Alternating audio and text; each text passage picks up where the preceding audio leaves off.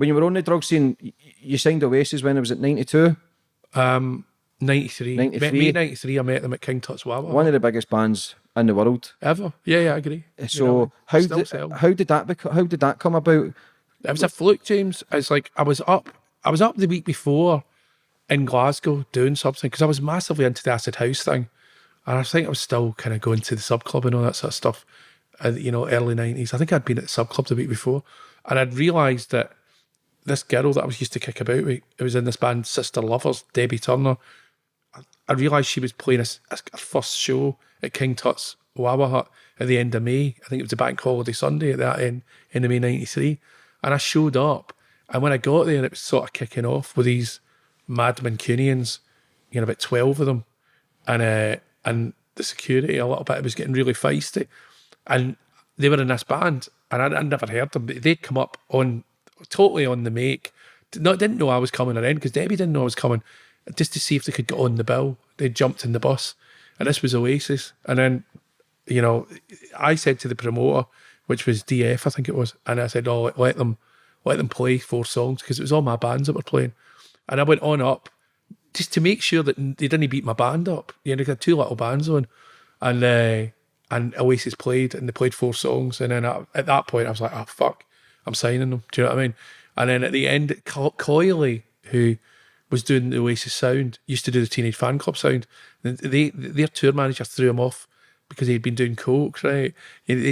So I went up to Coyley. Coyley loved me because I used to do coke with Coyley, and I said to Coyley, "Oh, like who's the leader of the band? Who's the manager?" And he went, "Oh, it's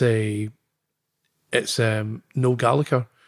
And I was like, "All right, okay." And I did not let Noel Gallagher know him, but I got presented with Noel, and I just went, "Oh, do you want? Can I sign you?" Do you know what I mean? And that was it. It was good. Because they were threatening to smash up the place. They didn't say it. It was by inference. Do you know what I mean? But it would have been quite hard for the security to deal with, because there was about 2 security and 12 Manx. You know what I mean? Because there was that. It was easier to let them play. To be honest. Do you know what I mean? Was there U2 management trying to sign them and double their salary? Yeah. It was a guy called Malcolm at their record company, U2's record company, tried to double or treble the advance, and Andy McDonald at Godis tried to sign him. But to be fair, Oasis were always like that. No Gallagher in particular, very loyal. Do you know what I mean?